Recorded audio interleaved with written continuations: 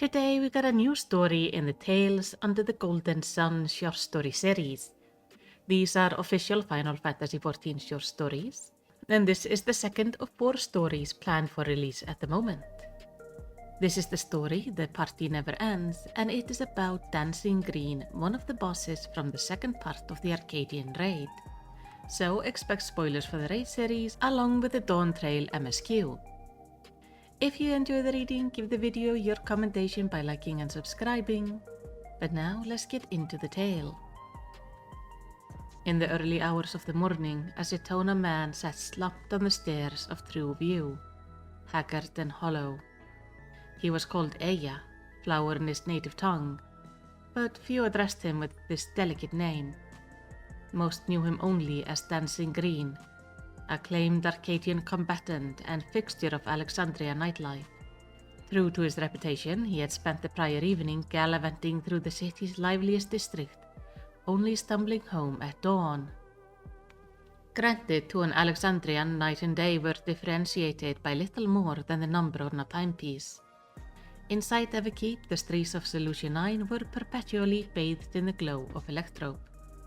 Outside, a thick shroud of thunderclouds loomed over Heritage Found like a long-held grudge, shutting out the sun. Yet, there were those who had once known as Warmth, erstwhile citizens of Tural, caught in the catastrophe that had partially fused the two realms some 30 years past.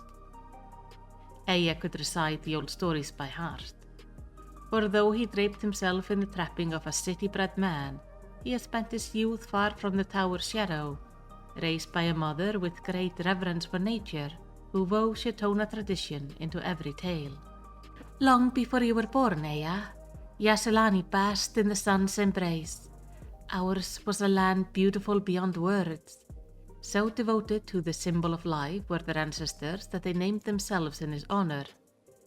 Beneath the omnipresent thunderclouds, her words were imbued not with mere longing, but ache of heritage lost. Yet to a child born to unbroken gloom, her words could only conjure vague imagery of bright, round things that floated high above the world. Indeed, the village had light enough, with electrope lamps burning in every home. Why cling so fiercely to that which only shone for half a day? From an early age, Eya had been at his mother's side, a dutiful assistant in her work as a reforger, scavenging what might be salvage from the debris cast out of Everkeep. They hunted for anything of value, worn but functional devices, scrap that could be broken down for resources, and so forth. Whatever they found, they hauled to the depository, and when the day was all but over, they returned to their tent, where she would cook a modest meal of vegetables from Yuppie's halo. Afterward, he would crawl into his plain but warm cot and rest his weary head, ready to join her on another excursion come morning. No one would ever believe the future king of Revel had once lived so quietly, but one day the quiet was shattered by a Setona stranger, whose voice was as loud as his garb. "Come with me, baby, I'll show you a real party." The man was disconcertingly friendly, given they had only just met, but as he appeared to be on familiar terms with Eya's mother, the youth shook off his initial unease and followed him to Everkeep. Eya had never been to Solution 9 before. It was all so strange and new. He could scarcely catch his breath, for there were marvels around every corner. After a brief tour of the city proper, the man announced it was time he took the youth somewhere truly happening. As the large heavy door of the grand entertainment hall swung open, Eya's ears were filled with thundering music that shook the very ground beneath his feet. "The party is here," grinning, the man grabbed him by the hand and led him inside. What he saw next would be forever seared into his memory. A sea of people swaying like a wave to the thrum of deep, steady bass. A suspending, sparkling sphere casting dapple lights in every direction as it spun. Reeling from the dazzling spectacle, a single thought gripped Eya. The sun. At last, he understood his mother's nostalgia. The Setona man gave him a nudge. "Don't be shy now. On the dance floor, everyone's a star." Aya knew nothing of dance yet. Almost in spite of himself, his feet found the beat. Before long, he was swaying and spinning with the spirited stranger and the rest of the crowd, following no scripted steps but the whims of the moment. It was as if time itself had become a slave to the rhythm, lost in the glitter and glow of the evening. The next thing he knew, he was lying awake in his own bed. Had it all been a dream? The night was a beautiful blur. He had no memory of leaving the city and could only conclude that he had nodded off after hours of cavorting and capering. Had the boisterous fellow carried him home? "That man is your father," his mother confessed that morning before the fog of sleep had lifted. The possibility had crossed Aya's mind, and he may well have broached the subject had he not dismissed it as an impossible fancy at the time. The two had been lovers in the days before the Dome claimed Yasolani. When the land was fused with Alexandria, each chose their own path. He would leave for Everkeep, and she would remain. It was no cause for grief, as in Shitona customs, while it was common for men and women to take many paramours over the course of their long lives, women took sole responsibility for any children born from their tryst.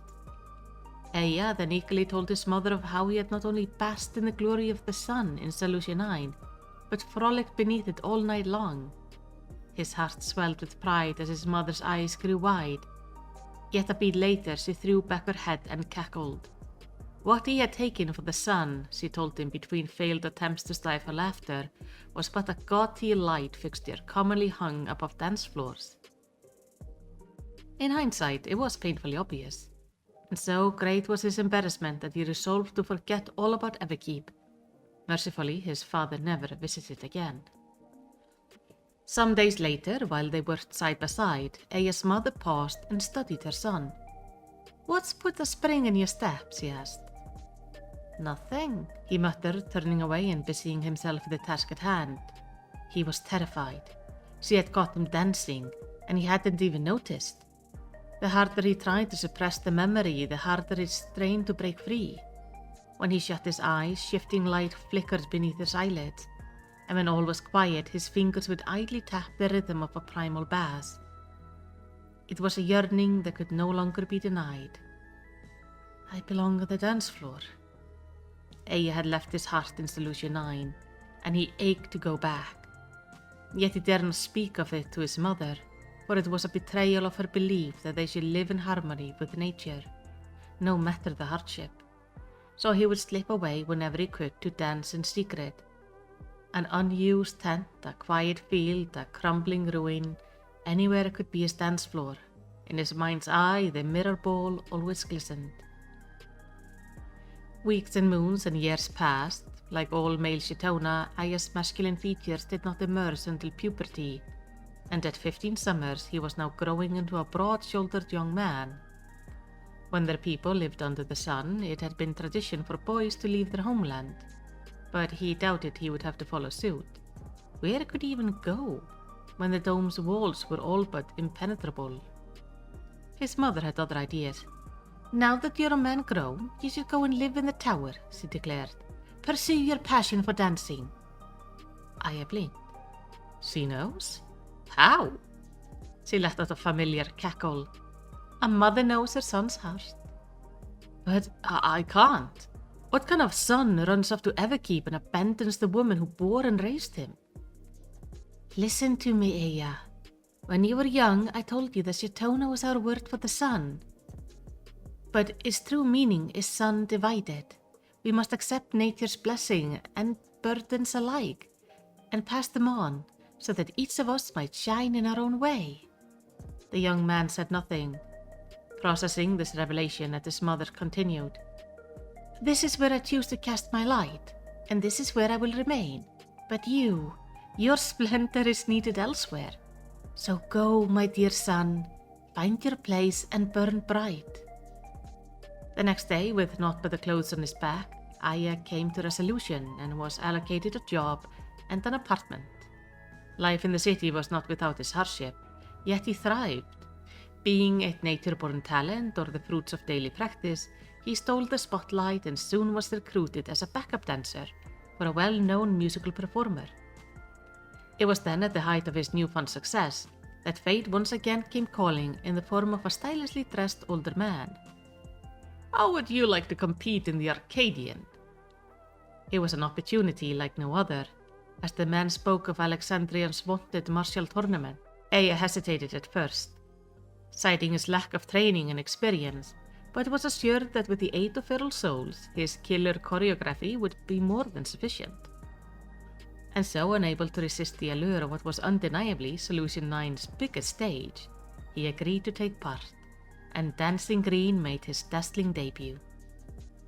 Now a lifetime later, the verdant gladiator was at an impasse. His persona, echo of the man who had first inspired him, had become a second skin. Yet the more his adoring fans sung his praises, the more the skin felt like iron, dragging him down with every step. No matter how grueling the day's training, he had to commit to the night's revelry, playing his role as expected. It was an endless performance with no intermission. Dancing Green, the incorrigible party animal, was tired, and he couldn't tell a soul. Or could he? As he racked his brain upon those stairs at true view, it occurred to him that there was one person in whom he could safely confide, and so for the first time in a long while he returned to the wilds. When he arrived at his mother's tent, she was nowhere to be found. Worse yet, the place bore none of her warmth, only a mess of electrope devices scattered about. As he had spurned regulators, it almost looked to be someone else's dwelling. His blood ran cold. No, surely not. Could she have? Groovy reunion, baby!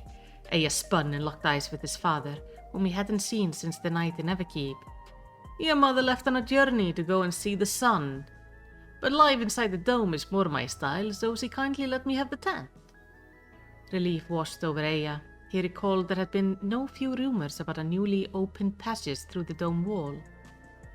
His mother, ever longing for what they had lost, would naturally take it, seeking the place where she could shine. Though he hadn't managed to speak with her, he nevertheless knew what her answer would have been. Your sun burns brightest on the dance floor. By the way, I heard the unenhanced challenger has been crowned light heavyweight champion. Are you ready to get down, Dancing Green? The lunatic had won. It was altogether too reckless to enter the Arcadion match without the use of a feral soul, yet this outsider had bested an entire division, and would next step foot upon Aya's own dance floor? My fabulous moves against their chaotic audacity? What a tango it will be! His eyes sparkled as he shot his father a grin. Damn right! It's gonna be one hell of a party. And that was the story, The Party Never Ends. It's nice getting some of the history of Dancing Green, especially as he is my favorite boss in the Arcadion so far. There is something about his fight that is just so fun. Though I am a bit sad to see that his mother left without telling him. I do hope they end up having a chance to meet again. But tell me, what are your thoughts on the story? Do you think he will meet his mother again? Let's talk about it down in the comments. And while you're there, make sure to give the video a commentation by liking and subscribing. And in the end, all I want to say is takk fyrir að horfa og yfir yndislegan dag.